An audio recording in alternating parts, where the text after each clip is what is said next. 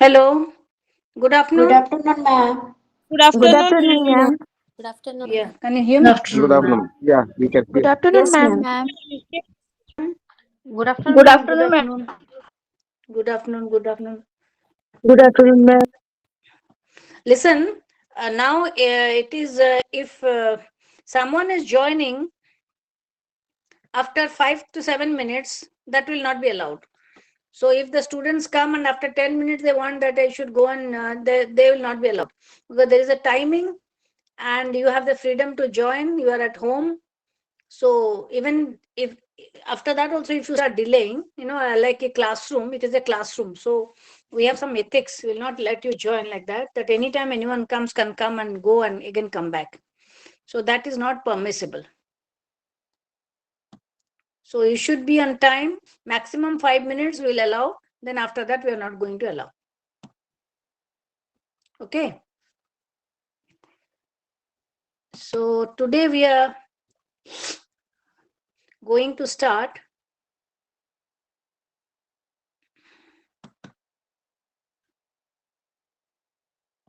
modern poetry.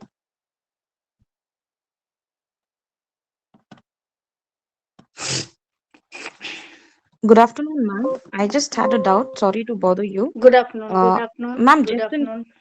yesterday, due to network No, issues, I right, cannot I hear got you. Please dropped be out of the louder. class. Can you hear me now? I cannot hear you because I cannot hear you. That's the problem. You could be louder.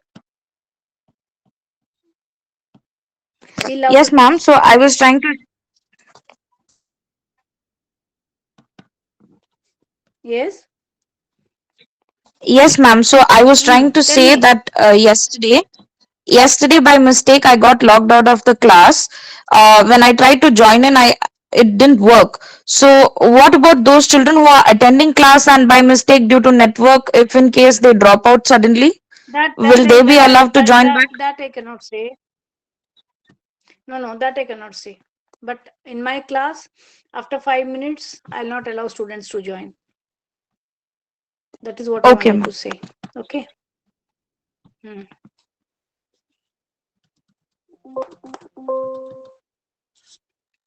Just give me 1 minute, then we'll start.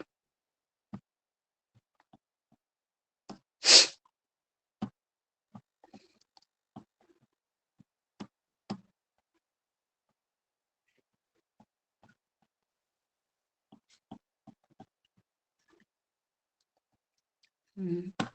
Hmm. Hmm. Hmm. Hmm. Hmm.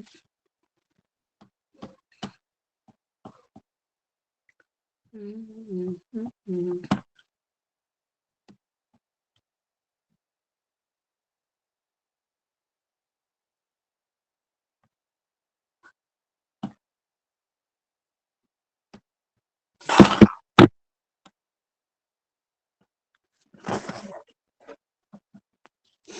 So today we are going to start with modern poetry. Victorian period was over, and then it was first the you had the Romantic movement, then after that the Victorian movement, and then it is modern poetry. So modern poetry, modern era was a movement that started during the late Victorian era. So modernism, with a term called modern poetry, the word comes modernism.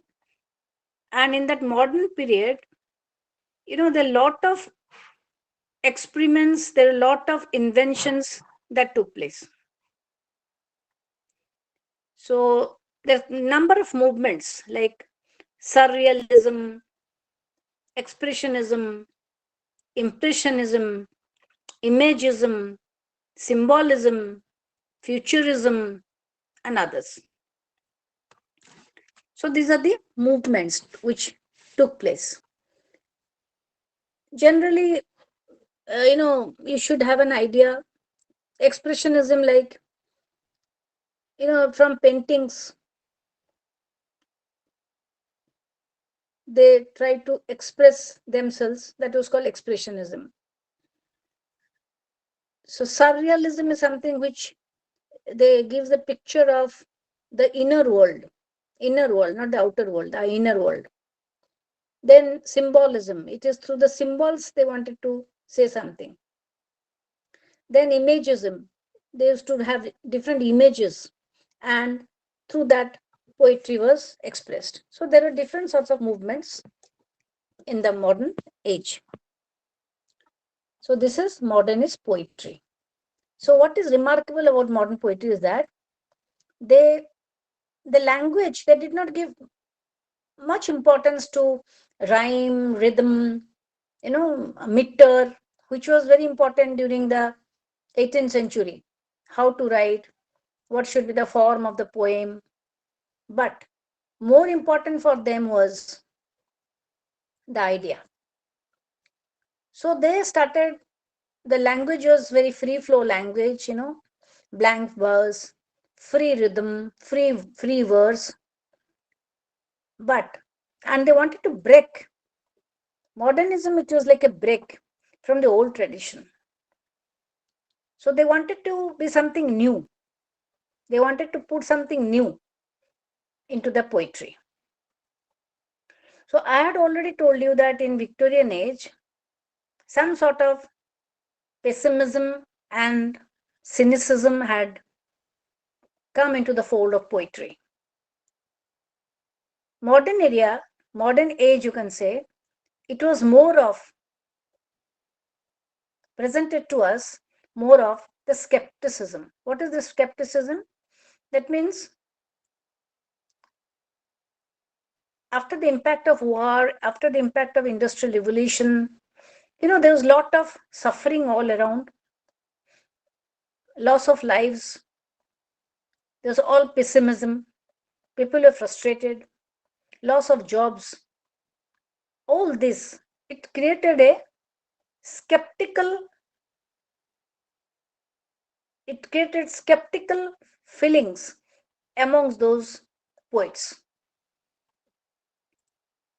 You know what is called skepticism? What is skepticism?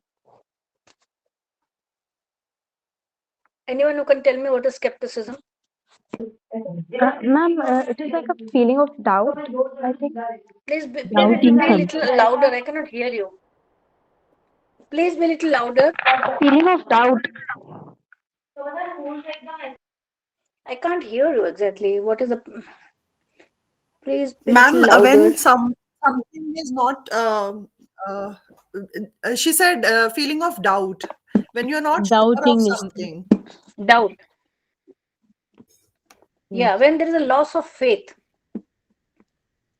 So when there faith, you lose faith, then the question of the issue of skepticism starts. And with skepticism, you have all pessimism, cynicism, negativism, all these words are connected to skepticism because there is the loss of belief. When there is an absence of belief, then you have such things. So modern poetry, I told you that is written, it was written mostly in free verse, and the ideas, as there are a lot of movements going on, the ideas were not very much regular and coherent and one after another, but it was all very fragmented, very fragmented. Some thought coming and some thoughts going. There's you can't say where it begins, where it ends. So, so modern poetry, they through poems they wanted to translate the social reality which was perceived by the poet's consciousness. So the poet wanted to perceive the reality around him through. Oh, my battery is going. Just a minute. Whoosh.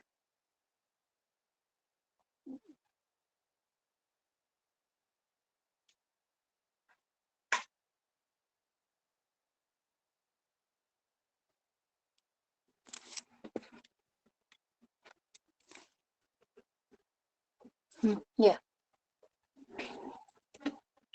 So the poet tried to perceive the social reality around him. And what was the reality? What was the modern society? The modern society was a fragmented society.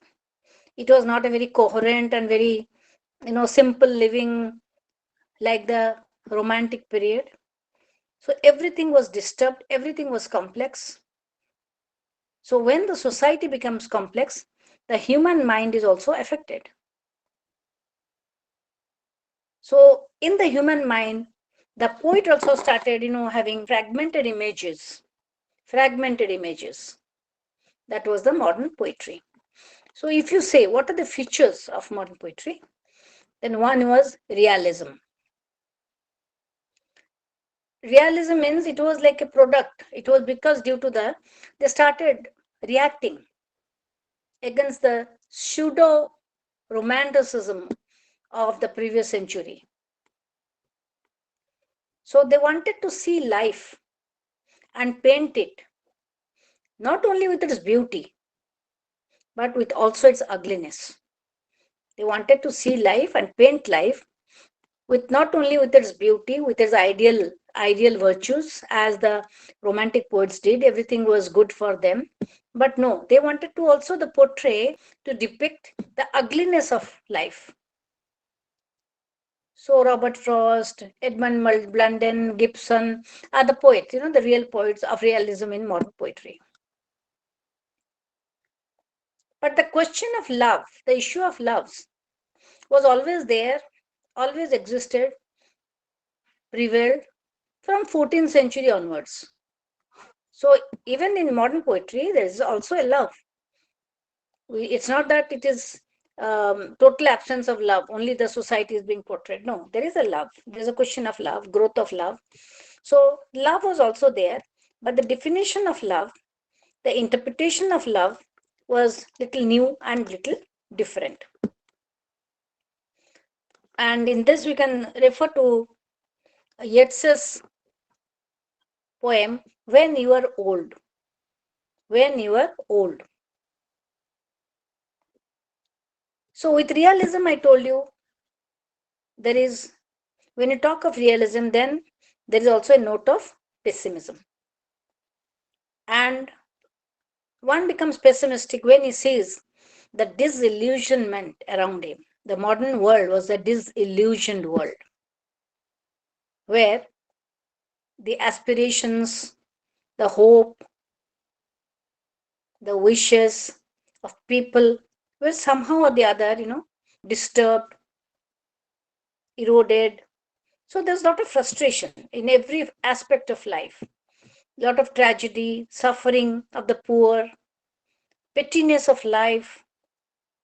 So the tone of the poet, the tone of the poetry, you can say, it was not a like spring that everything is beautiful, flowers are blooming, but it was like autumn where the leaves of the tree fall down. So it was very autumnal, very, something which is naked, which is something which tells you gives you the real picture of life. So T.S. Eliot, if I say, he was the poet who talks of disillusionment in his poems. At the same time, you can also say there were romantic elements because Yeats, he says, is one of the last romantics. W.B. Yeats is supposed to be the last romantic.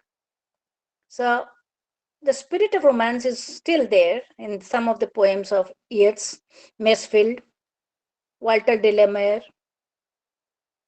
But this spirit of romance was not about the nature, but it was more of folk, about the hills, about supernaturalism, ghosts, fairies, all this.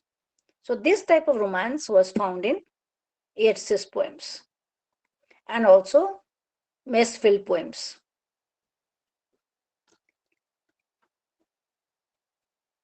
So nature, the definition of nature, the interpretation of nature was also a little different in modern poetry. Nature was not a preacher. Nature was not a guide. There was no spiritual aspect of nature, but nature was portrayed as it is, like birds, clouds, landscape, sea, countryside. All these were portrayed in nature, but it had no mystical significance of that nature. This is the mystical significance of nature. Next feature was the democratic note of the modern poets. So they did not eulogize or did not praise like the cavalier poets about the royal world, about a princess, about a noble. No, the modern world, they talked about the modern world, which was already, a democratic world by that time. Humanitarian and democratic aspects of poetry we do find in the modern poetry.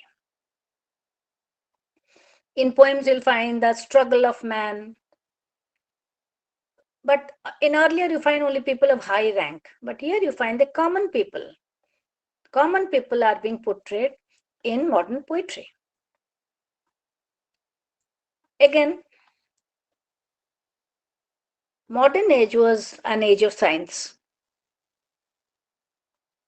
So science doesn't mean that religion will be absent. No. Or mysticism will be absent. So religion was there. There were poems written on the subject of religion and mysticism. Only by a few poems, few poets you can say, like W.B. Yeats, Robert Graves, Francis Thompson. These were some poets who talked about religion and mysticism. So what was the style? I told you they chose a very free style, no, in the use of the meter, very simple and direct expression. So the lines were not complicated like Milton's, that it is very difficult, references to Bible, references to mythologies, references to classical literature. No, such things never happened. So there was more of meaning more of rhythm was not given that much of importance, but the sense was given more importance, sense. And it was a free movement of the poems, you can say. And what was the theme? You can say there was no singular theme, but there are diverse themes on any subject, on railway train, on tram cars, on telephones, on mountains, on birds, hawk. So everything of commonplace, common person, anything which interested the poet became the subject of the modern poetry. So if we talk, what are the phases of modern poetry? With the different phases. The first phase you find it is dominated by T.S. Eliot. Eliot was a very great poet. I'll teach you in the next class. And Ezra Pound, he was another poet. So these poets wanted to assimilate, I'm using the word, the disparate means which is thrown around, not in a particular place. So they assimilated the fragmented and the disparate experiences of this complex world.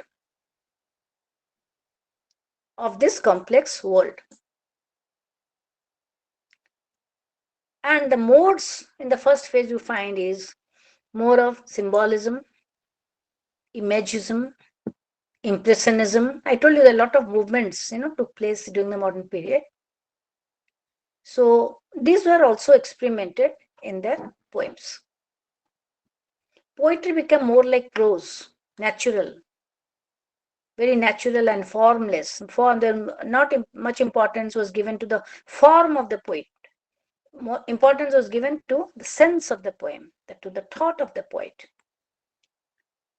So they explored the new territories. What were the new territories? New territory of the conscious, of the subconscious, of the collective unconscious, dream, neurosis, all this. These were not experimented earlier. Whatever they saw in the world, objectified, and but the inner world, man has an inner world. We have an inner world. That is, we have three layers of consciousness. One is the conscious,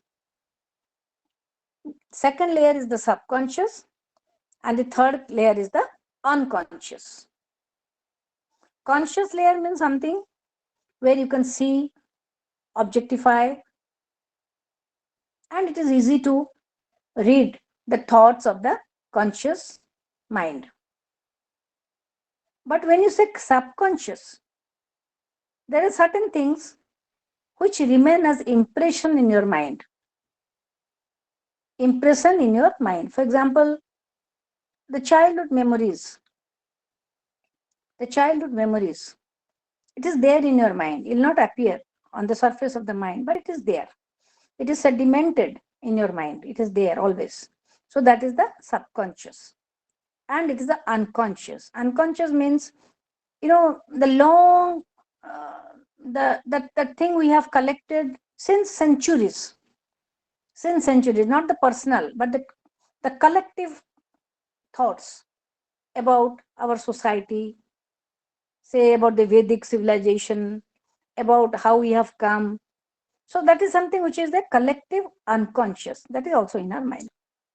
So these layers were explored in the modern poetry. So poetry became more like prose, and form was not given much of importance. So the second phase of poetry, modern poetry, was the poetry of the 30s, 1930s. And we had poets like W.H. Auden, Auden, Auden, Stephen Spender, Stephen Spender. Then we had C.D. Louis, Lewis, C.D. Louis, Louis Macnish. So these were some of the poets of the 30s, 1930s. So what was the general trend? The general trend was a leaning towards Marxism. The common man became the subject of the poem. They talked of equality. They talked of a classlessness of a society. These are the Marxist ideas, leftist ideas, you can say, where royalty is absent, there's no capitalism, there's no one to dominate. Everyone is in the same plane. So they believed in Marxism. So accordingly, they chose a style which was a style of the common man, the language spoken by the common man. Along with Karl Marx, they were also influenced by Sigmund Freud. If someone is from psychology, one knows who is the Sigmund Freud, the psychologist, because psychoanalyst, you can say, who gave us the theory of the Freudian theories. There are many Freudian theories. Out of that, you can say the question of dreams, Freudian dreams, and also I think this Oedipus complex. No, all the psychological, you can say, aberrations, not the normal, because I'm a normal person, you're a normal person. But if someone is little deviating from the normal, that means there's some psychological imbalance in that person. So Sigmund Freud, he talked about the psychological, all these theories that control the human mind. So poetry in the 30s, it became very light, and it contained popular songs, parody, and there are imageries from guerrilla warfare, ruined industry, those things which were around, in and around the society. So that, was given importance to by the poets of the 1930s. Next, when you come to the poetry of the 40s, 1940s, I had given the broad features of modern poetry. So again, in the 1940s, we find it is more on realism and also mythology, myths also had a impact on the poets of the 1940s. So they developed a style called the neo-romantic style. New, that means a neo-romantic style. And the famous poet of the 1940s was Dylan, Dylan Thomas, Dylan Thomas, Dylan Thomas. Then we come to the poetry of the 1950s, poetry of the 1950s. So the poets of the 1950s were Philip Larkins, Kingsley Amis, John Wayne, Thomas Gunn. These were the famous poets of the 1950s. So 50s also focused on the ordinary things of life, the common people of life, and they did not try to dive into the unconscious depths of the mind. Low key speech, very simple speech rhythms were used, and the details of the contemporary society was reflected in the poems. 1950s. Now we come to the poetry of the 1960s. The number of poets: Ted Hughes, George Macbeth, Alan Brown John. So these were the poets of the 1960s. During 1960s, American poetry had also taken a shape, though it started influencing the British poetry. It had its impact on the British poetry. So there were poets like Lowell and Sylvia Plath. Robert Lowell and Sylvia Plath. They were American poets. So they had strong influence on these British poets. So they believed in a form of poetry called confessional poetry, confessional, where you try to express yourself,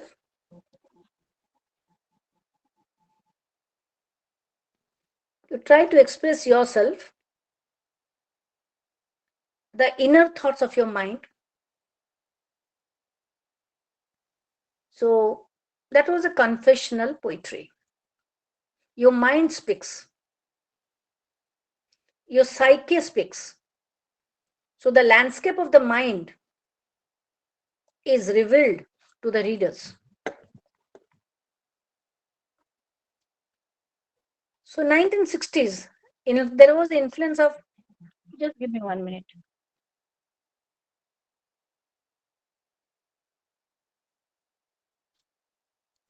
So in 1960s, there was the influence of archaeology and anthropology. So this science talks about the primitive world, how the earlier men were, about the animals. So all these also found a place in modern poetry, which were never found a place earlier. So in the meantime, in 1960s, the pop culture, the pop culture of songs, the pop culture had become famous. So that pop music, the pop culture, the lyrics of the pop also had influenced these modern poets of the 60s. As a result, the lines were very short. It was like prose, and the rhythm was very irregular, open structure of the verse. So all these were the 1960s. So in general, I've given a brief overview of modern poetry. So to understand modern poetry, you have to understand these movements of symbolism, because when you read Yeats, if you do not understand what is symbol, you cannot understand yet, because their theory of these poets was through the symbols, imagery, symbolism, the inner self, the psyche. So all these layers of the mind were explored in modern poetry. So that is the reason that modern poetry, though the lines are simple, the English is not very difficult or very intellectual, but the thoughts are very, very complex. And it speaks about the modern world, which is a totally, you can say, ruptured world. It is not a very uniform and harmonious world like Wordsworth's world or Keats's world. It is not a harmonious world. There is totally, the society is fragmented. Lots of things happening in the outer layer, in the sub layer, in the inner layer, as we have many thoughts happening in our mind. In modern literature, just to give you an example, there is a concept called stream of consciousness. I don't know whether you're familiar or not. That is called stream of consciousness. So there were novelists who experimented with this technique of stream of consciousness. What is the stream of consciousness? Our mind, the thoughts. If I tell you that you write a story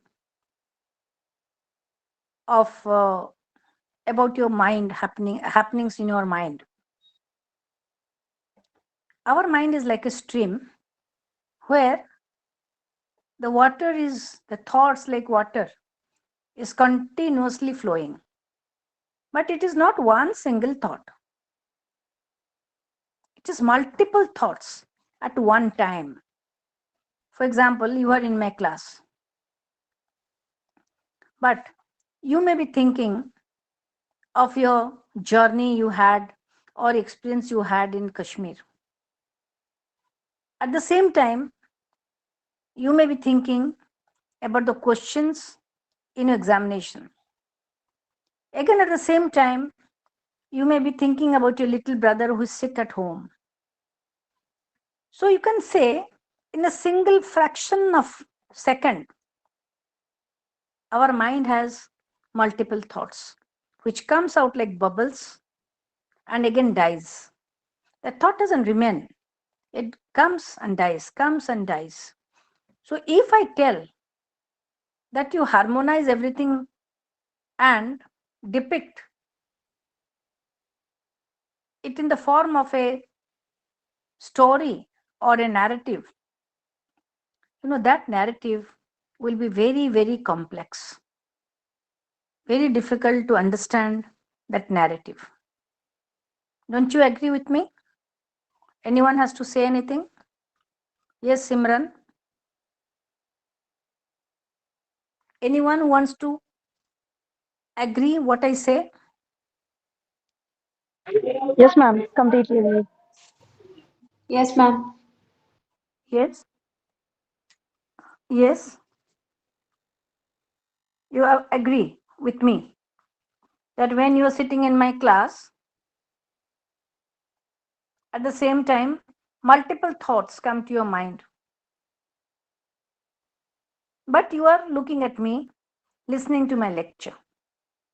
But your inner mind, your outer mind is looking at me. But your inner mind has gone to different places. Maybe internationally also. It must have gone to Sweden or Switzerland. You don't know. So there's some scene or some memory must be haunting you. So you see, the concept of space our mind has. The concept of space our mind has. So you can go anywhere within the fraction of a second to any place, to any event, to any experience. And that speed of thinking, it is limitless. It is limitless. But if I tell you, try to arrest that and in form of a narrative, express it, it will become very, very difficult. It will become very, very difficult. That is what the poets tried to do in the modern age. So, for that, they had to take the help of the symbols. They had to take up the help of the images, because you cannot write like a simple narrative, write all that. You have to have some techniques to write all this. So that is the reason they experimented with number of styles. So of all the poets, you can say, today I'm going to deal with is William Butler Yeats. William Butler Yeats, W.B. Yeats. He is a very famous poet of the modern. You can take two giants. They're Eliot and W.B. Yeats. These were the two giants, you can say, poetic giants. So Yeats is a very difficult poet like Eliot. So he had number of theories in his poems also. So you can say he was a dreamer, he was a thinker, he was a poet, he was a folklorist, and all his poems are full of contradictions. He believed in the theory of, yes, you have many Williams, right? Yeah. He believed in number of opposites. So he gave a term to that, dialectical schematism.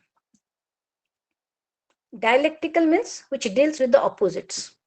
For example, he talks of self, anti-self. He talks of full moon, he talks of new moon. He talks of the old order, he talks of the new order. He talks of the romantic, he talks of the modern. He talks of the flesh, he talks of the spirit. So these are all contradictions that he tries to harmonize or balance in his poems. So to deal with these contradictions, one cannot be very simple in expressing. So one has to take the help of symbols. So he is also told, he is also known as a famous symbolist. So he drew from the natural world, woods, waves, sea, fire, wind, stairs, because Yeats believed in the four elements of nature: earth, air, water, fire. These are the four elements of nature. Also, we have in our Odia literature also. So he says everything comes out of it. So he believed in thesis, antithesis, telling you something and telling the meaning the opposite of it. So he believed in that dialectical style.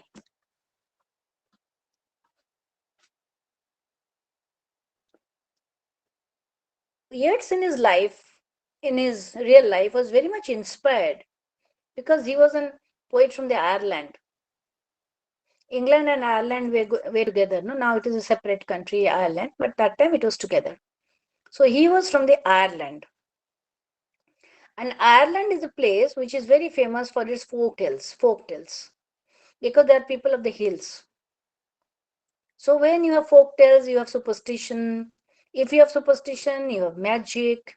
If you have magic, you have mysticism. All this happening in the folk tales. So he dealt all this in his poems. Also, he believed in the occult, OCCULT. It is a very difficult term to define. Occult. Occult is something, which you cannot see, but you can always have an intuition, something related to the supernatural. Everything, it's mixed into, it's called the occult. Occult means something which is, you cannot see, but which determines your life. That is called the occult. Not exactly spiritual. Spiritual is something which has to do with your mind. But occult is something of the, what you can say. The black magic stuff and Uh, black magic and stuffs. no. Black magic is you can say it's form, but the occult, the theory of the occult, when you say it is occult, uh, the meaning is, let me tell you what's the meaning. Let me be very, you have to define this occult or else you'll not understand. Occult, the meaning. It's very difficult to describe this word called occult. It has got multiple meanings actually. So it is some power. Some power, you can say it is magical power, but in medical terms, that is different. That cannot be explained, that cannot be experimented. That is called the occult. That which cannot be experimented, but it is something which is hidden, not apparently seen to someone. That is called the occult. For example, at times it happens that mm, that you have a feeling that someone is going to die in the family. That feeling is there. It is not exactly superstition, but this feeling is there. And that really happens. But that happens. That becomes, an occult. I mean, an intuition and not exactly reasoning, but intuition and what you can say, to see the unseen, that is the occult thing Not happening. easily apprehended. Yeah, it cannot be easily apprehended. Yeah, that is the right word. You cannot easily apprehend it, but something which really determines you, but you really cannot define, that is the occult. And there are some occultists, no, they will come and say, this might happen to you, as a theory. They'll come and they also take money for all that. They say that we believe in the occult science. They can see the future. So that is what you can say. This is not exactly astrology. It's not exactly magic. It's not exactly, superstition, but everything which is mixed called the occult. So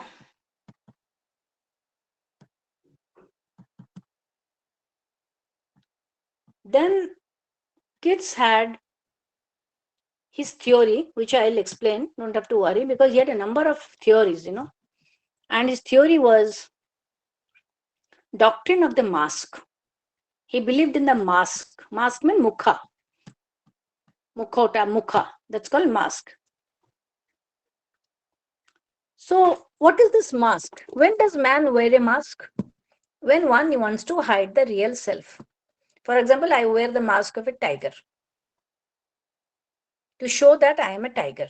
I have the power of a tiger, but I am the man behind is something different. So there is a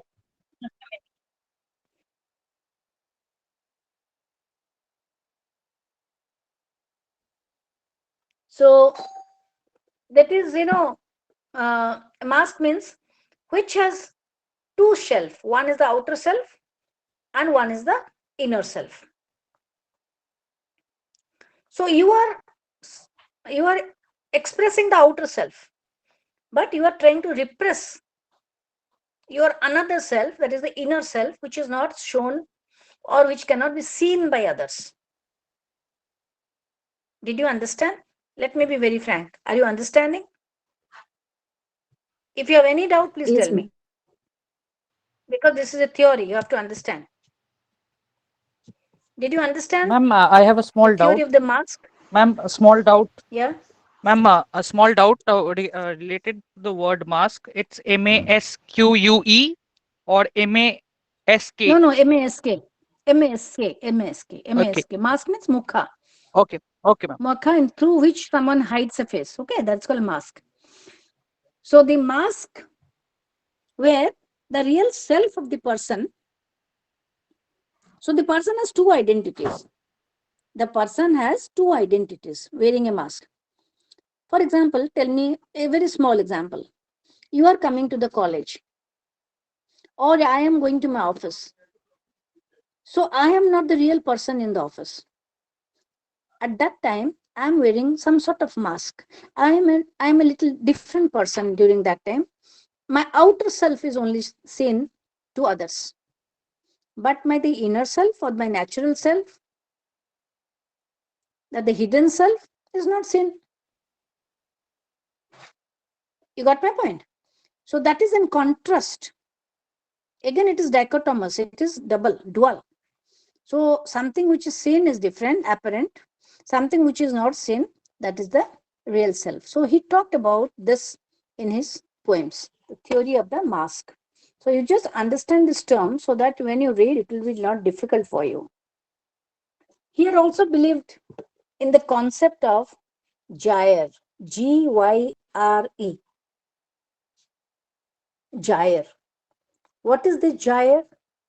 Gyre is something which goes on rotating continuously. There is one circle and there is another spinning inside it, that also rotates. Again, within it, another, it goes on rotating. So it goes on rotating from the top to the end. As we go on rotating, it becomes more and more and more powerful. Because if you start rotating in a slow way, the speed is less. But if you start rotating in a very high speed, what happens? It will expand, it will grow, become larger, become more powerful, and it becomes very threatening, very, very threatening. So, our historical cycle, if you take our history cycle, it is like also a speed, it's also like a gyre. It is continuously moving, moving, moving, moving. One age is giving another age, another age. Dwapara Juga, Ye Juga, Se Juga, Kali Juga, all this, the different phases, it is growing. So nowhere it stops. And it is believed that it grows and grows and grows, it goes on spinning and spinning, and finally a day would come, everything would stop. This is a Christian belief. So, in addition to the gyre, it also describes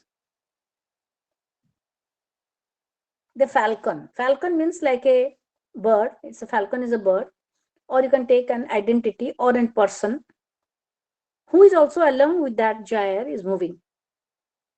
Along with the gyre, not only the gyre is moving, but we are also moving along with the gyre. So we are human beings. Like falcon symbolizes a human being. But there is a God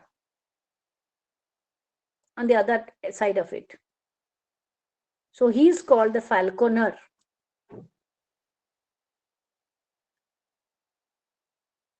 So as human beings, we also go on spinning, spinning, spinning, going round and round and round, moving, moving, moving, moving. Where? Where are you moving? Towards the falconer? Towards God? That is the question. That is the question. But if somewhere the spinning stops, what will happen? If somewhere the spinning of the gyre will stop, what will happen? There will be total chaos. There will be a total chaos. So there is a famous line in Nietzsche's poetry where it says, things fall apart, the center cannot hold. Things fall apart, the center cannot hold. Because center is the order, discipline of life. If that gets disturbed, or that collapses, if the whole spinning gets disturbed, then there will be total chaos. And when there will be total chaos, there will be terror, there will be violence, and it will be a worst picture of the world. It's not a world that would be very nice, harmonious, disciplined. No, everything has lost its balance. It is a spinning which was going, and suddenly, everything breaks. Did you understand this one? Any doubt, please ask me. Any doubt, please ask me, because these are all concepts. Ma'am, could you please repeat gyre? Anyone, any doubt, or you have all understood, yes or no? Yes, ma'am. Yes. Can you explain the concept It of gyre once again? I could not really grasp it very well. okay. Once again, let me repeat. Ma'am, The concept gyre, of can the you please, gyre. ma'am, can you please spell it Gyre is, also? like a spinning ball, you can say, that goes on rotating. Gyre is something which is made of different, wire like thin wire, and it is like a ball, not a this tennis ball, but a ball which is like a gyre, which is like a made of different, what you can say, the threads or different threads are going around it like a pattern, and it is rotating. So our life is like a gyre. So from the very beginning to the end, we have not stopped anywhere. We are spinning. It is spinning means continuously moving from one end to another end, from one end to another end. It is continuous. For example, take a small example. You take a that lotto, the table, the top. That the children which they play. How do they play? They put a thread and just leave it. How does it spin? Goes on spinning. But suddenly if it stops, then it falls down. Similarly, our whole thing, our life, you can say, it's like historical cycle. Our historicity, if you take the historical cycle, the question of growth. So it is like that. It is moving. But if the question is moving towards whom? Moving towards where? So it is said that inside the gyre, only the gyre, the thing is only not moving. We are also moving along with it. We are also moving along with the thing which is moving, which is time, which is moving. So we have to also move around. And we are moving towards something, towards a growth, towards some order, towards some God. So, like a falcon is like a bird, and the falconer is one who catches the falcon. He's called a falconer. So, like the falcon, we are moving towards God. That's a general Christian belief. A human being is like a falcon, moving towards falconer. But imagine a situation that suddenly the spinning stops. Suddenly, what happens? We lose our way. We are also lost. So, when we are lost, what happens? Things fall apart. Everything is scattered because the whole thing is become now disorderly. Now the order has been disturbed. Everything collapses. So when everything collapses, it is a situation of chaos. Chaos, terror, frightening, everything, it's not a harmonious world. So that was what he pictured in his poems. The theory of the mask, the gyre, all this. So don't have to go very detailed because you just have one poem, one or two poems of Yeats.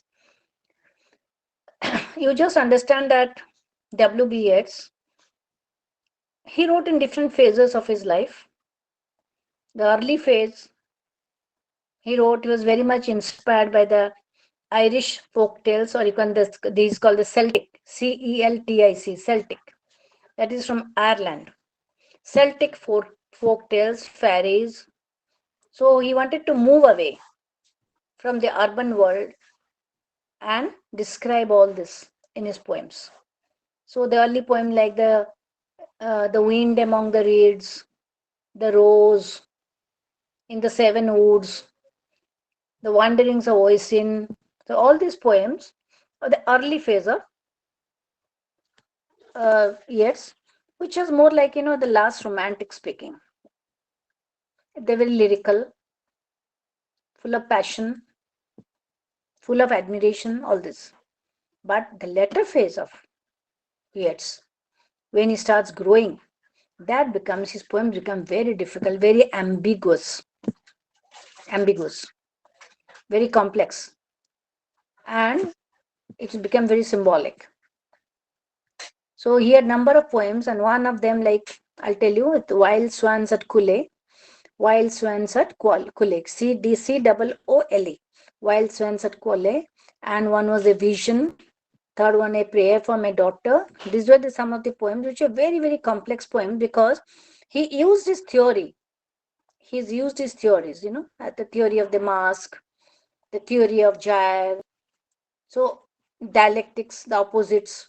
So all these were explained in his poem. As a result, the poem became very complex. In your syllabus, you have one poem. Let me explain you that poem because that's the most difficult poem. Let me explain you that.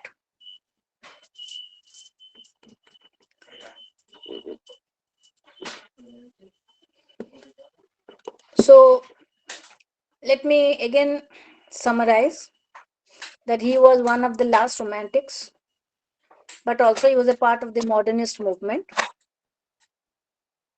And traces of romanticism is evident in his work, early phase of poetry, where he celebrates the Irish myths and legends, talks about supernaturalism, pastoral themes. There is a poem called The Lake Isle of Innisfree. The Lake Isle of Innisfree. It was composed in 1890, and where the poet speaks about a small lake island and he describes the beauty of that island. So this was the early years. But he became a modernist with the advent of the First World War, you can say. He saw the turbulence, the Civil War, all this. So he was greatly affected and he wrote some poems. September 1913.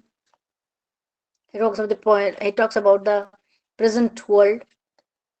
He talks about realism. And his later poems, I already told you, they talked about occult. He talked about theory of mask, turmoil. And in this particular Second Coming, it's a very complex poem, obscure, very, very ambiguous. So there is a juxtaposition. I told you the dialectics, the juxtaposition of contradictions are there in this poem also.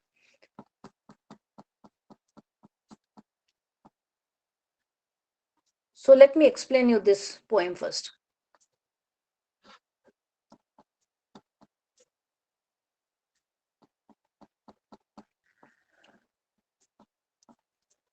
So let me first read the poem, then only you will understand.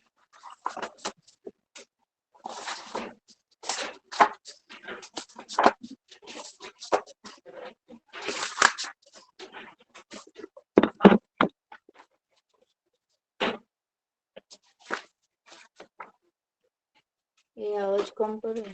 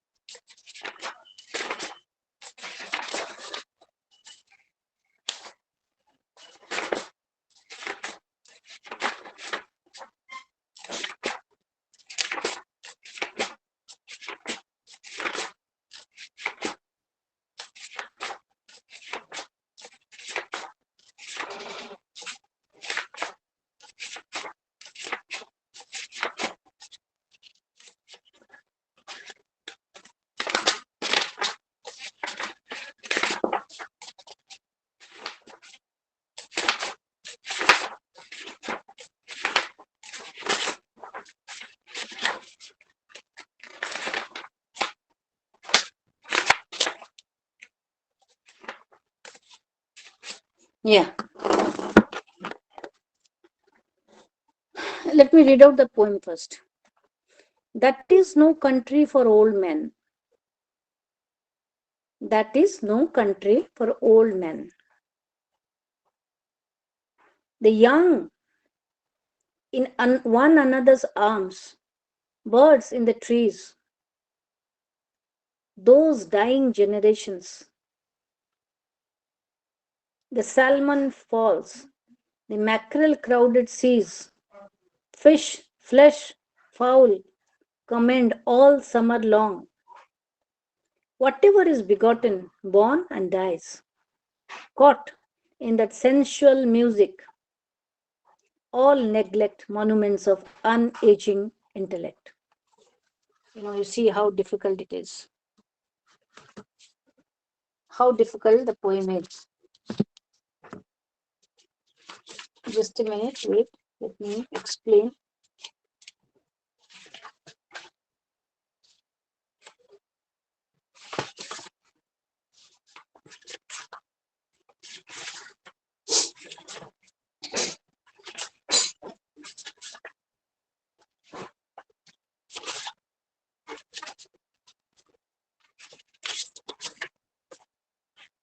Form of the poem.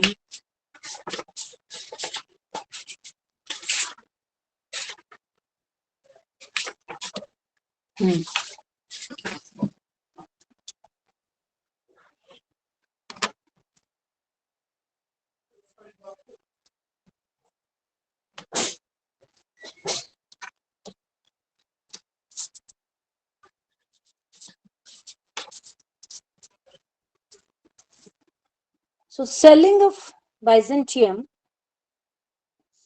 I told you that he believes in dichotomy.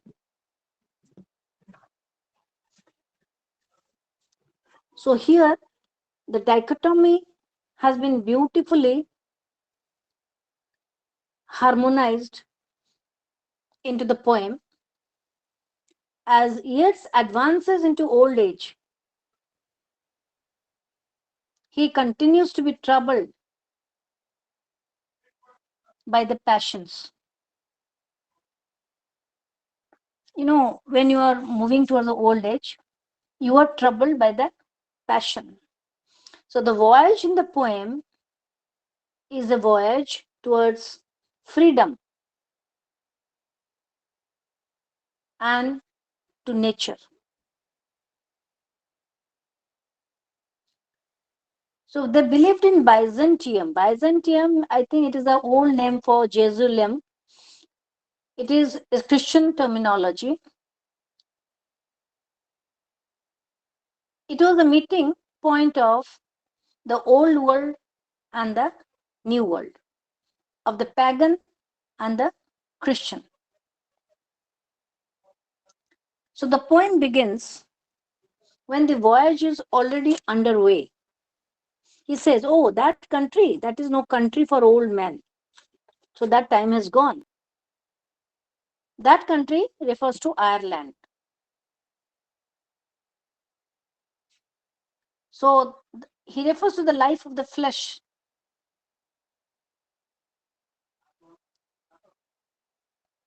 So the vitality and the movement of the natural life is slowly decaying. The the embracing the young, the birds in the trees are completely absorbed in one another. But these are all dying generations. Today they are young, tomorrow they become old. So they are all dying generations. So it suggests the human subjugation to nature. That is the cycle of growth. One, I'll grow, today I'm young, today I'm passionate, but today I'm born, tomorrow I'll grow, and finally I decay. So the season of spring, it links with the young, the birds, the mackerel, crowded seas, because the mackerel is fish which just comes to the first surface and it goes down. So it is the symbol of growth, fertility. So biologically, you can say it is a symbol of growth and fertility. But that doesn't stay forever. The one is begotten, born, and dies. That is the natural beauty of this world. So the overpowering sensual life, full of passion, full of love, that is called the sensual life. It is like a trap. It is like a trap. It's like a Maya, what you can say, trap.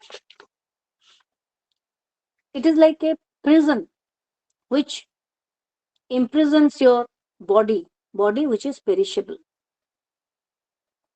But what is lasting? What is one which doesn't die? That is intellect. That is intellect. That doesn't die. Monuments of unaging intellect. So the intellect doesn't have any age. So it is a spirit and it is in search of wisdom, ideas. So that doesn't die. So this is the idea that once, Yeats wants to say in this, expresses in this poem. So he says,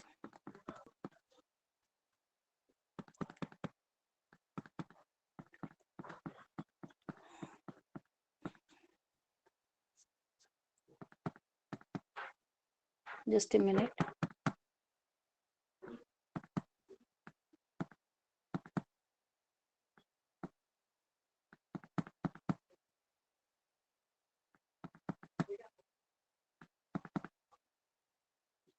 Yeah. So this is the idea that we are moving towards decay and death. But now we are involved in passion, in love. That is the stage of fertility everyone has, growth. But that is not everlasting. What is everlasting is the intellect. Where I lost my poem again, I don't know.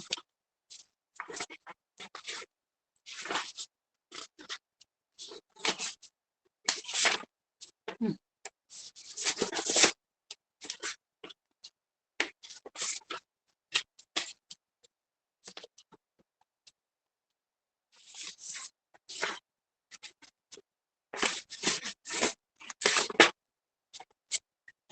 Okay, let me go without the poem. I can explain.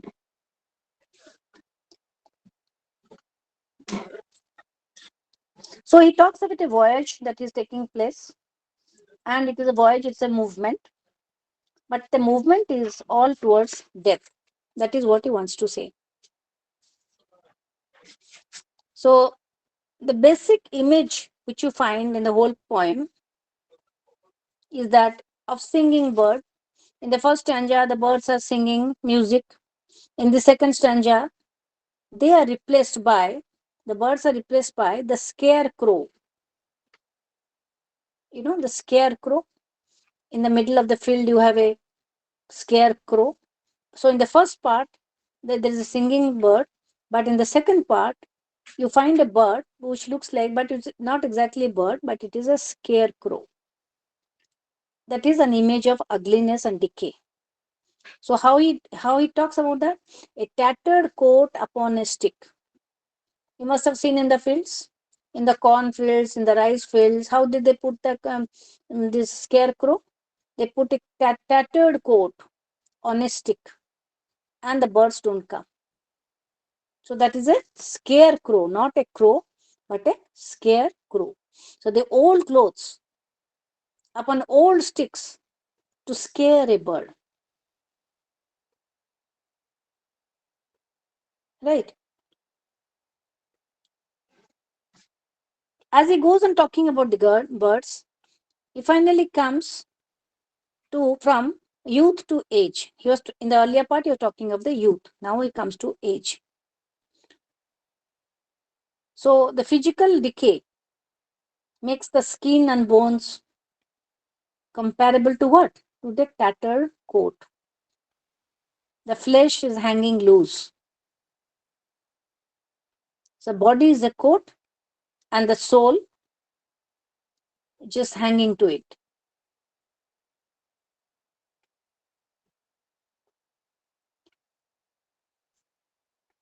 So there is this, what can you can say, that is the he puts the body and the soul together. I mean, the body is here referred to the tattered coat, which is all now dying, and the soul is all there, and he represents it to the scarecrow.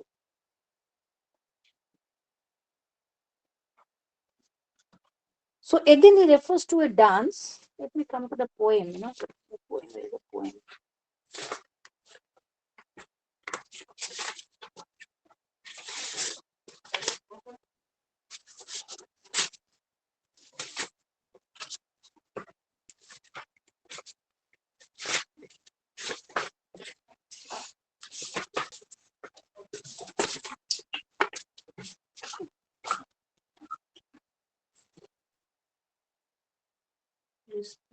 This land.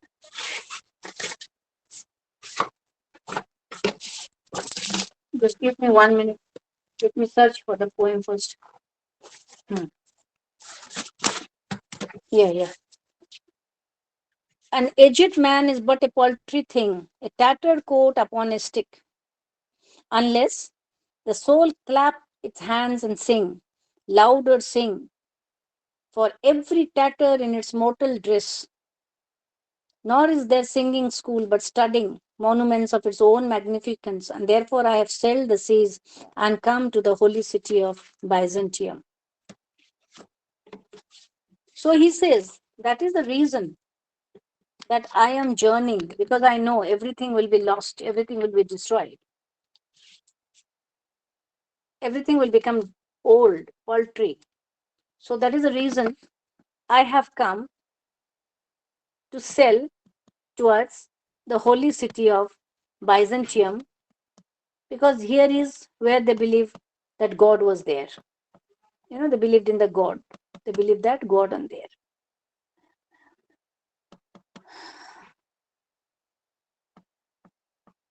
So in the next paragraph, we'll see. You see how the beautifully he juxtaposes the past and the present, the spiritual and the physical, and he makes his poem, little very, very complex, very obscure, very baffling to the readers. And also there is a note that there's a note of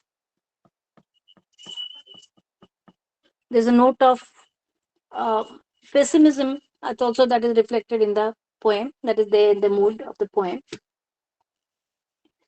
So he says, all this, that is the reason I have sailed the seas and come to the holy city of Byzantium. Oh, sages, standing in God's holy fire, as in the gold mosaic of a wall, come from the holy fire, burn in a jar, and be the singing masters of my soul. Consume my heart, sick with desire, fastened to a dying animal.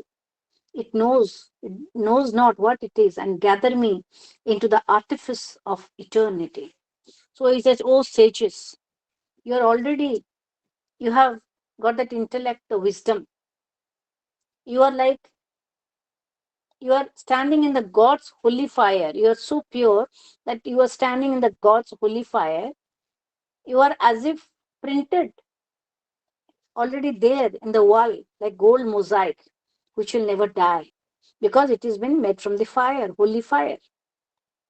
So be my singing master, my soul. You take my heart away, my heart, which is sick. It has become sick with desire. The desire, there is no end to desire. So my heart has become sick. And my heart is attached to animal which is dying. My body is dying. So I am a dying animal. It knows not what it is. I don't know what I am. But gather me, please take me to the world of eternity, into the artifice of eternity. Something, you make me a piece of art in your world of eternity so that I'll not die.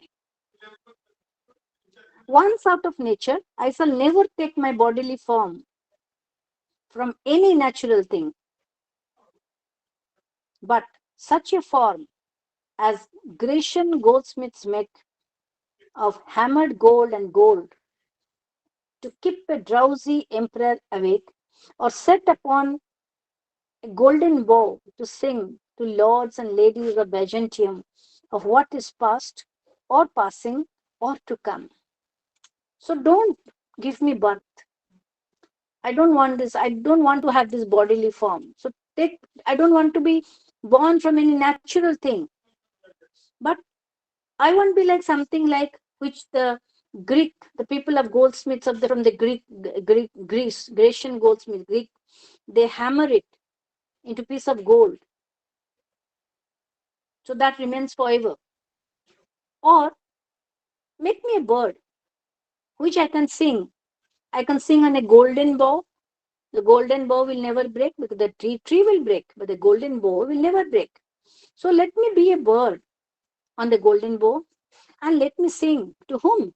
To the ladies and the lords of Byzantium, because Byzantium is a very holy city. And I will talk of what? I'll talk of past, the present, which is passing, and also about the time that is going to come. So I will talk about all that in my singing. So make me that. So that the sages, so he calls upon the sages to be the singing masters of his soul. So here he links two worlds, one of the sage and one of the common man, that is a sensual man who is afflicted by emotion, by passion. But he wants to become a symbol, remain as a symbol of art. So as the martyred sages, the sages who have died, they become eternal. So they are martyred sages. They have come out of the gyre. But the poet says that make me one, that there will be total transformation of myself, and I become something which is eternal, and I will not die. So the mechanical bird, it is a work of Byzantine craftsmanship. It was very famous that time, hammered out of gold. And this metal is imperishable, like the soul, which survives the fire. So the body is burnt. When we die, we give a body to fire. The body is burnt, but not the soul. The soul cannot die. So apart from the paradox of the desire to escape from desire, the hammering of the gold, it goes on repeating, hammering, until you become very smooth. It goes, make me like that, make me a pure form. So you can do that because you are the sage. You are the embodiment of God. You are eternal. So make me a bird on the golden bow. I don't want to be bird in the trees because that decays, that dies. They are all sensual. So let me sing to the lords and ladies. Let me talk about the past, the passing, about time, about the growth of everything, about the flux, and make me a symbol of eternity. So this is the meaning of the poem. It looks simple, but it is very difficult to make you understand, because he is like, a very mystic poet. He believes in that unseen. He talks to you about that unseen thing and his symbols. Talks about a symbol, the golden bird, the real bird, the scarecrow. These are all symbols of how a modern man dies, disillusioned. So everything comes to an end. That is what he wants to say. But make me that where I don't become a part of that crumbling modern civilization. Rather, I continue. I become a part of the eternity. So this is the poem you have in your syllabus. Today it's, I think you have some more poems.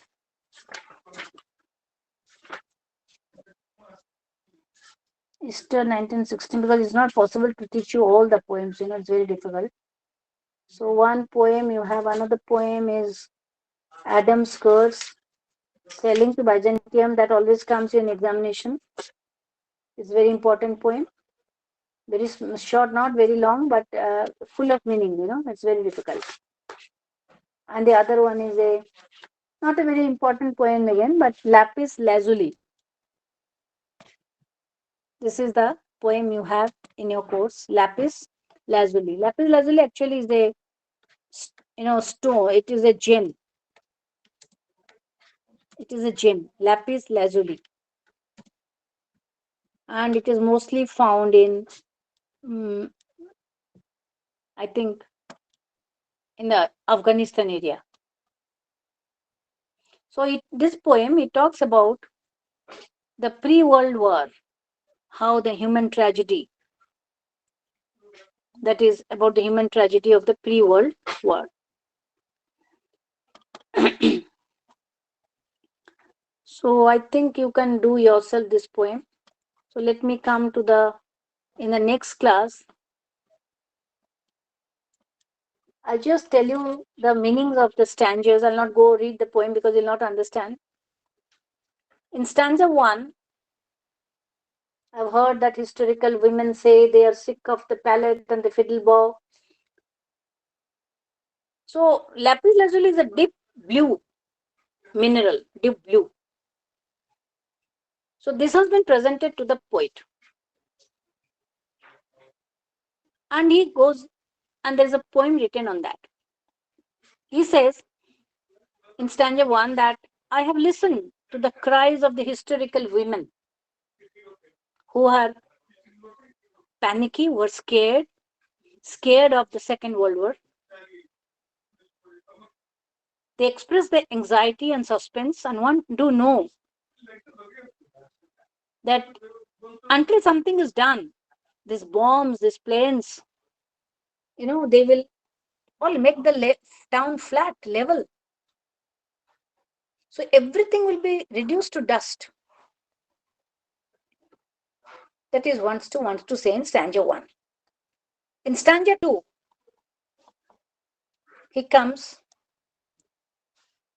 he says art has a important role in a world which is gripped by war hysteria, gripped by war.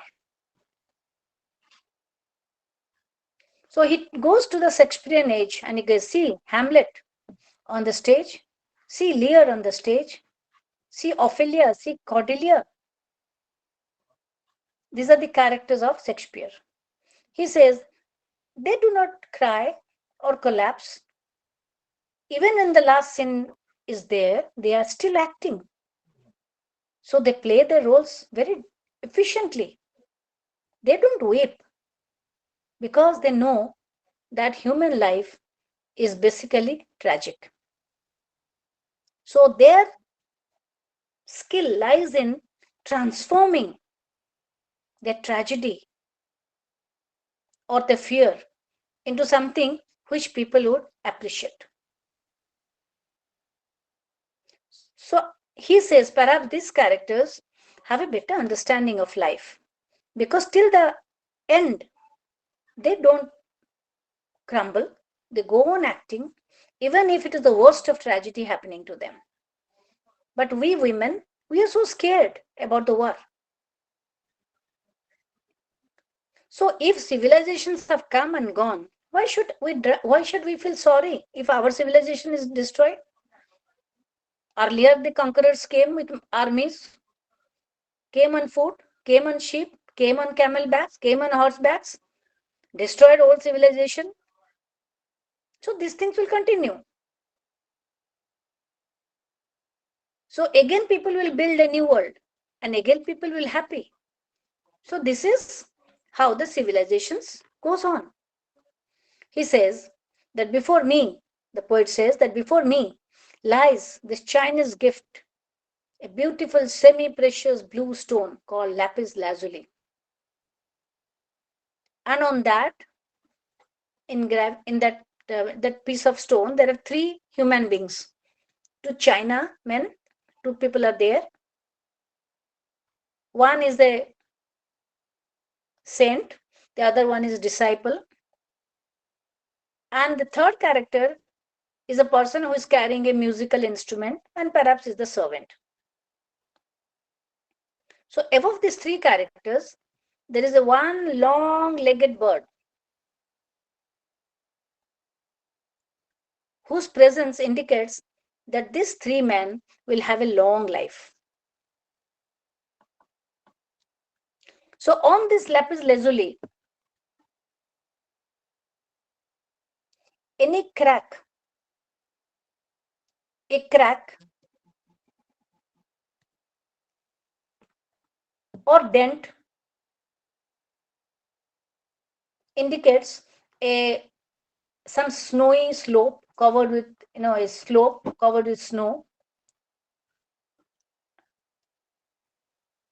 So poet says that I feel happy with the thought that the Chinamen, they are sitting in the house and from the mountain they're viewing the scene.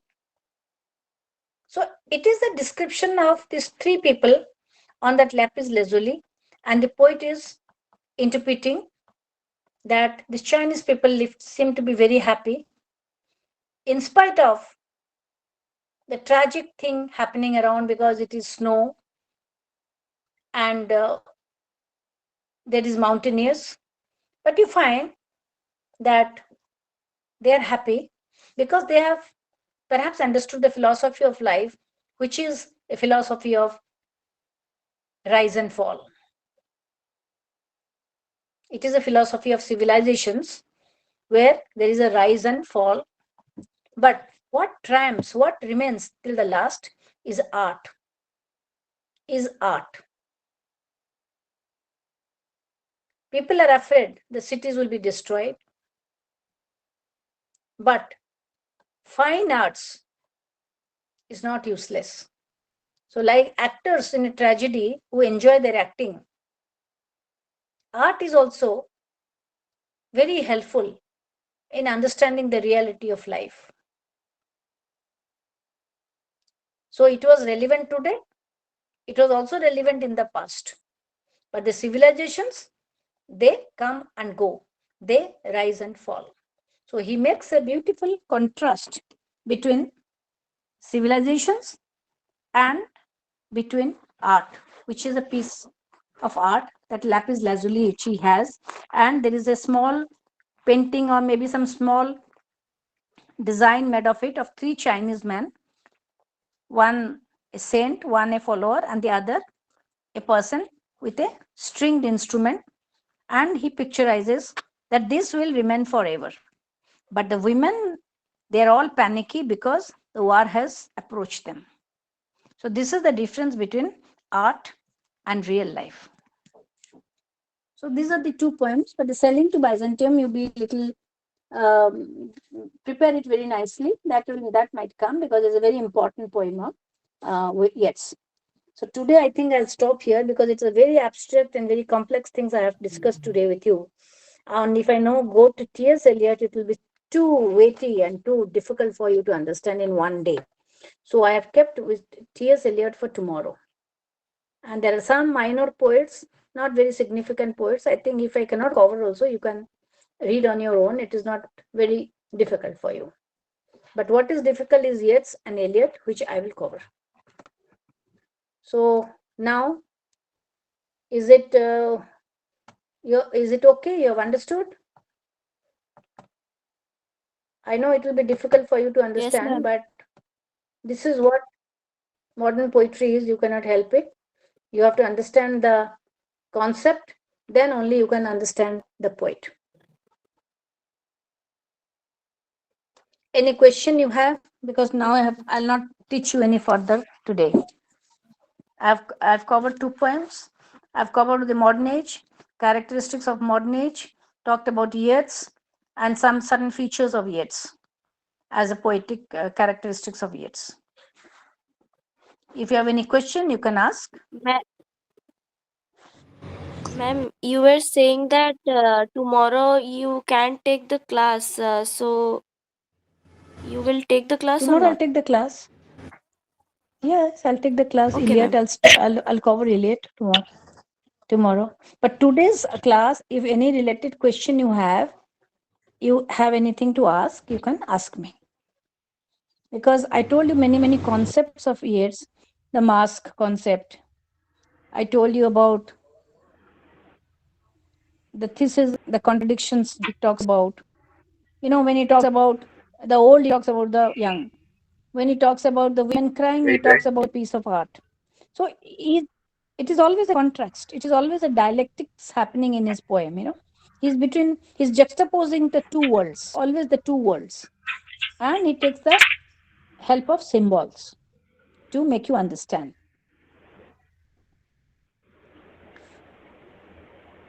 So you liked because romantic poets are easy to understand, easy to grasp.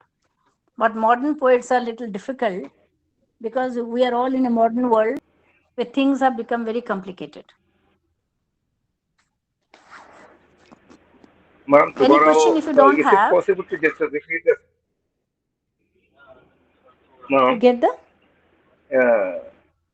today's yes? subject, can you just repeat again tomorrow? Because we need to just get more I don't have time. whenever you are Listen, I explaining don't about have time. I don't have time.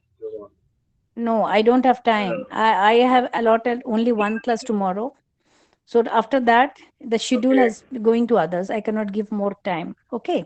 So I have okay, just then, one class tomorrow and I'll uh, try to take Iliad, try to cover Iliad in that. So that is very important poem. And again, uh, his ideas and his concepts you have to understand. And some minor poems, poets are there. They are very easy poets that you can just cover up yourself. That's not a very, but main thing is Yeats and Iliad. These are the two difficult poets of and the for the modern world. reference, okay, no problem, ma'am. But for For the reference, reference, which books we need to just, yeah, no, reference in is order to get already to some resolve this supplementary material is listen, the supplementary material is already there in your course material. course In your material. Okay, course, okay, no problem. already the supplementary Okay, material is already there. If you want to read something more, you can get those ideas from the yeah, supplementary material, which is already there in your course. okay, So you can get there and read okay. something. It will be Okay. available in the link, right? Yeah. When we open. Okay, thank you, ma'am. In your material only in your book only you'll get those material. So you cannot you don't have that much of time to read, to go to other references. So basically if you understand the concepts and read the poem and read the age, you can answer questions. That will not be difficult, and read the book very thoroughly. Okay, ma'am. Okay, thank you very much. Thank you very much. Okay. So Well, excuse so me, you ma'am. it you could yeah. Huh. Yeah. Hello, ma'am. Tell me. I joined a bit late, and I'm sorry for that. But I can see the class is being recorded. So where can I get the recording so that I could catch up No, with it that thing you can for get it. tomorrow No, as well? that thing I'm not bothered. No, that thing I'm not bothered. I'm supposed to take my class. So that thing, how can they give their recording to you and all? That will be taken care of by the regional center. I am just a professor to take your class. So I'll not be bothered about the logistics of how and what to do and all.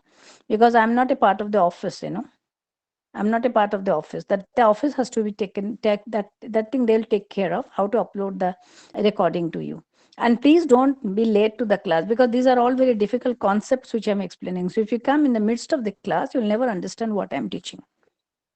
It's more like mathematics. If you Yes, don't ma'am. understand from the very beginning, you cannot understand it. It is difficult. So I have tried my best to make it very simple because I know there are students who have not done literature in BA. So there for them it will be very difficult because they have absolutely no idea about the age and about the poet and about the concepts, anything. But at least to those people who have done literature in the honors level and the bachelor's level, they have some idea, fair idea. They can try to grasp them. But if you come in the middle of the class, it is I cannot help that. That is You are supposed to come in time. Of course, you are right, ma'am, because I am from science level. I had the BSc degree only, not from the literature. But science people, I From tell you, difficulties. understand. But I tell you, science people understand literature better than the literature people understand. Yeah, maybe because the They stories have a very related to object. something is better Yeah, for they me, no have. problem. No, because they have Yeah, very objective it's not that. objective way of understanding. So they Yeah, understand. yeah, It's yeah. not that they'll not understand.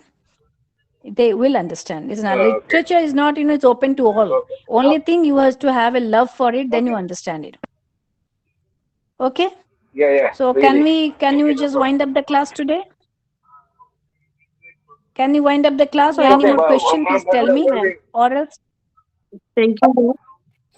yes, somebody have just yes, mentioned that someone is they can telling me just something. follow the, no, share the links. But anyone is just Yeah, capable share. to just No, add me also in the I WhatsApp can. group. WhatsApp group. I'm already listening. Listen. I'm already sharing my material, whatever I have developed, to my student, and I Hmm. have already. I'm informing you that it has to be shared amongst all of you. Please do that because I'm not getting. I don't have all the Okay. numbers. I've got one number, and she told me that I take the responsibility to share it in the group. So that should be shared in the group, Yeah, and that it's is her responsibility of the student. let her to just share. Okay, so Okay, let I'm her sharing to it share. every evening. I'm I will. sharing whatever I have developed. Okay, yeah. Ma'am, Okay, then we actually, I can wind up. shared that yes, ma'am. Actually, I Okay, shared ma'am. in that group. Yes, You're telling no, you are giving yes. Tell that. me.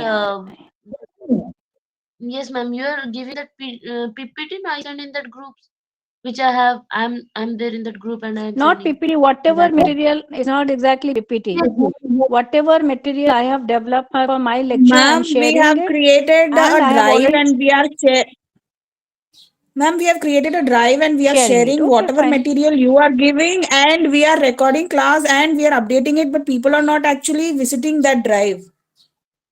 And they just keep asking the Yeah, same that is up to question. them. That if you, yeah, I know. Then that is up Excuse to me. them. You don't have to Uh, bother. You have already done the job. Yeah. Yes. is there record? Someone Yes. said that recorded also on that drive. So please. Please ask such Ma'am, we have questions in your uploaded WhatsApp group your almost friend has three class. already created. Yeah, Ma'am, we whatever have already material I have uploaded the last uploaded, I'm three sharing it in the classes. evening.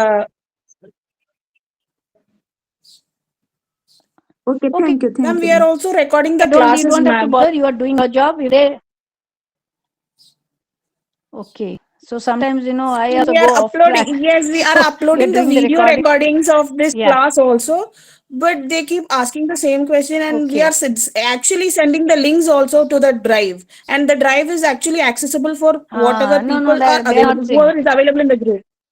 No, they are all casual. They're not seeing it properly. So repeatedly, they are also asking such questions, which I've already relayed to my student, and they should have this peer group sort of thing where you can share everything. Every time you ask this question, the link can be given. What have you uploaded, madam? This what are you? We are not getting it. Either they are not seeing it. If they are not seeing it, you cannot help them. Now you are done your duty. It's fine. Okay. So don't have to worry. That's up to them. So okay, it's a bye bye to all. Yes, Ma'am, ma'am. I Thank have you, ma'am. just a I'm small winding. question. A Okay, tell me. small question, ma'am, related a very small question, ma'am. Sorry to interrupt you. You have No, taught it really may be well with the small, it may poems be and long. gists Don't of have. the ages. Uh-huh. Okay, ma'am. Ma'am, the Yes. question related to when you were teaching lapis lazuli, you talked about the pre-World War. Mm-hmm. So, Mm-hmm. in the modernist age, the influence of somewhere down the No, line, World the War two world Second. wars have affected it. Okay, only World War Second. Okay. Yeah, So, the definitely. World War Second has affected it, and there is yes, Yeah, ma'am. because And when the is war is war poetry approaching, important? no, it's not war poetry. It is the panic of the people. It's not exactly talking about the war, but it talks about the panic. So if something is going around you, how is the panic? You think of it that the civilization will be destroyed. So that anxiety, that fear haunts you all the time. But he contrasts it with the lapis lazuli that created art which is created on the lapis lazuli, but that is not affected anything. The civilization may come, civilization may go, people will die, but the art remains forever. That is what he wants to say, and that he says that is the request that I also become a part of that. It's I become a symbol of art like that.